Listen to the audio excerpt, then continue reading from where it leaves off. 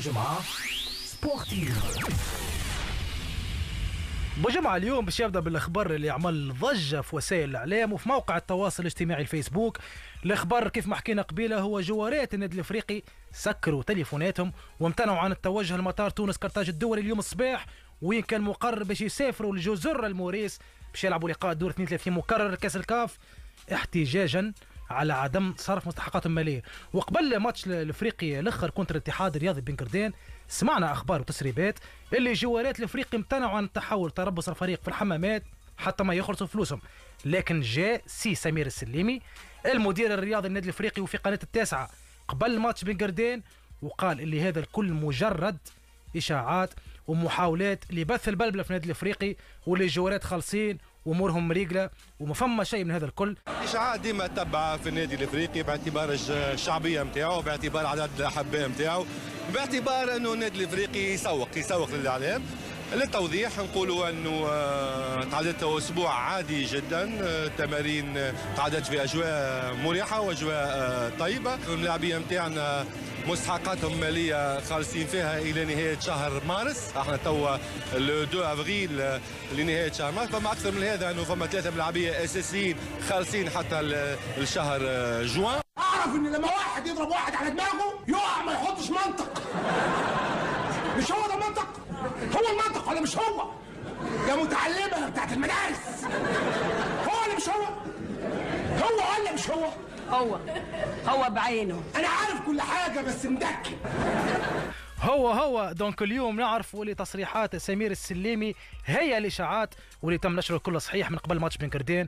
واليوم اللي سافر لجزر الموريس صحفيين ومسؤولين من النادي الافريقي، المدرب شهاب الليلي قعد وما سافرش باش يقنع الجوارات، وقبيله تم اقناع الجوارات وباش يتحولوا لجزر الموريس غدوه. الحكايه باختصار الجوارات مش خالصين، قالوا لهم نهار الاثنين اللي هو البارح تخلصوا ما خلصوهمش، واليوم قالوا لهم اجاوا للمطار اخلصوا لكنهم رفضوا، واغلبهم سكر تليفوناتهم وامتنع عن التفاوض حتى ما ياخذوا فلوسهم. ونتصور سي شهاب الليلي وجوارات النادي الافريقي يحبوا يهديوا غنايه للصحفيين والمسؤولين اللي مشاوا اليوم لجزر الموريس.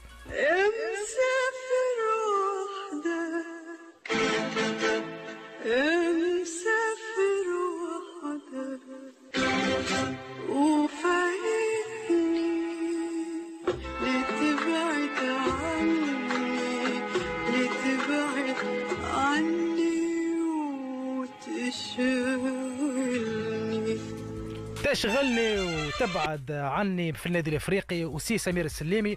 نمشي وطول جريده الشروق، وحسب موقع الجريده الالكتروني لقيت ارتيكل اليوم الصباح مكتوب فيه السيد عبد الحفيظ المدير الرياضي للنادي الاهلي المصري قال ان الترجي الرياضي التونسي جدد طلب التعاقد مع علي معلول ظهير ايسر المنتخب الوطني.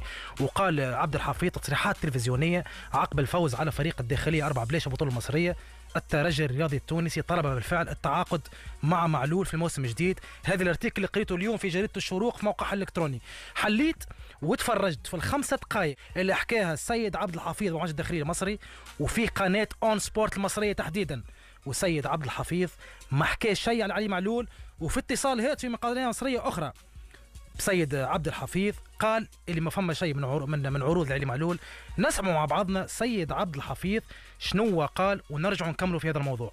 فيما يخص علي معلول، يعني الاخر المستجدات بالنسبه له، هل هيرحل على النادي الاهلي يروح الترجي ولا باقي مع النادي الاهلي ولا ايه الوضع بالنسبه له؟ بص يا ابراهيم، انا هقول لك على حاجه كويسه جدا ومفيده جدا عشان تريح دماغك، وده مش هيحصل اللي انا هقوله ده على فكره هو الخلاصه والمفيد، لكن الناس مش هتبطل كلام او مش هتبطل تساؤلات، وده حقهم ما نزعلش منه خالص. يعني مش ممكن ابدا نبقى احنا في شهر 3 وداخلين على مرحله حسم، تمام، وداخلين على دوري المجموعات وداخلين على حاجات كتير جدا جدا وكاس مصر، وهنبدا نتكلم مين ممكن يمشي في الوقت الحالي. هي قاعده مسلم بيها، احنا جايبين اللعيبه دي السنه دي عشان ناخد بطولات، عشان ناخد بطولات مهمه جدا وقويه جدا، سواء كانت البطولات المحليه او البطوله الافريقيه. تمام. البطوله المحليه اللي هي الام اللي هي الدوري، اهم بطوله في البطولات المحليه. مظبوط. كان هذا تصريح سيد عبد الحفيظ، وسمعنا بالكدا كيفاش قال ده مش حيحصل في كلمه اولى، وقال الكلمه الثانيه اللي جوارات هذوما تم انتدابهم مش باش يتخلاو عليهم. نستغرب بصراحه كيفاش جريده في وزن جريده الشروق تحكي على اخبار هكا لا اساس له من الصحه. وباش نزيدكم زياده وعلى مسؤوليتي وحسب مصادري انا الخاصه، فما كلوز في عقد علي معلول قيمته 6 مليارات توانسه لازم تدفع للنادي الاهلي في صوره ما حب اي فريق سواء الترجي او غيره يشري علي معلول. وهكا نفهموا الكلام اللي صاير الكل، وخبر جريده الشروق اليوم لا صحه له. وهنا نحب ننوه اللي المصادر في مواضيع هكا مهمه برشا برشا برشا وضروريه، وان شاء الله جريده الشروق مليون فصاعدا تراجع مصادرها وصحه اخبارها. وكانت هذه بوجمعه سبورتيف لليوم. بوجمعه سبورتيف. يعطيك الصحة أمير، مهم برشا الكلام اللي قالوا بسام، خاصة